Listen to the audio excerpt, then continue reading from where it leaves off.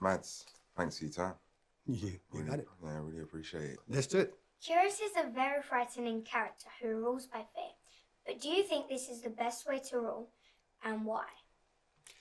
It is, obviously, to the moral of the film, it is not the best way to rule. But he can see it differently. He was kicked out when he was a small cub of his family, of society, because he had the wrong skin color. Obviously, that makes his heart quite dark. So that's the only way he knows how to survive, and that's the path he takes. You seem to have real fun bringing that aggressive, nihilistic kind of element in the character. Mm-hmm. You also seem to have fun with the singing. So talk about what was the most enjoyable element for you? The singing got to be fun. I was a little nervous in the beginning because I am not a singer. I've never done it before. And then doing it in Abbey Road studio was like the pressure was on. Just a little bit. Yeah, a little bit. So after half an hour, I think I started loosening up, and the people around me were super cool. And we just said, listen, we don't care how you sing. It's the lion. Let the lion sing it. And so we did that game instead of that. It was really fun. We saw what Mele looked like to the characters in the story, but what would your own personal Mele look like? Well, for Kiros, Mele would be a place where his son was still alive, his paradise. And I think they all see it the same way, like it's their paradise on earth. The problem with Kiros is that the path to go there is different from the other guys, right? And he probably wants the place for himself. Speak on working with Barry Jenkins. How did he bring the best out of yourself?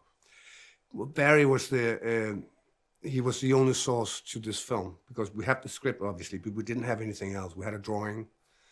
We didn't know how it's going to look. So Barry's job was to get us all in the same boat and sail the same direction. So every time we were in doubt, he will always describe to us exactly what he wanted, how it's going to look at the end. And he was just super inspiring, and it was fun. Every time we met him, there was something more he animated. We could see the film a little more. But at the very end of the day, when I saw it the other day on the big screen, the leap was so gigantic from when we left it. Yeah, I can imagine. You're part of, I mean, it's massive, right?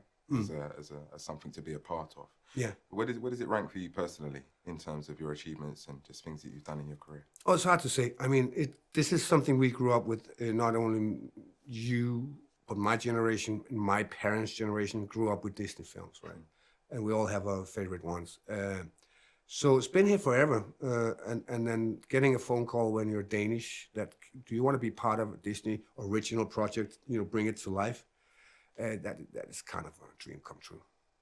So in terms of like you taking this on, you knew what was kind of going to happen at the end. So how did you approach that? In the sense of like with the story was going? Yeah, with the story, yeah.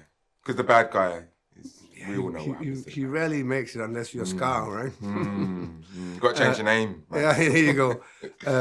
No, I'm fine. That's his destiny. I think that as much as I'm the villain in the story, I think the heart of the story is between the two brothers, Taka and Mufasa, and how we see how dark Taka's heart turns when he realizes that his dream brother is so much more better at everything than he is. He's a real hero, and Scar's a coward.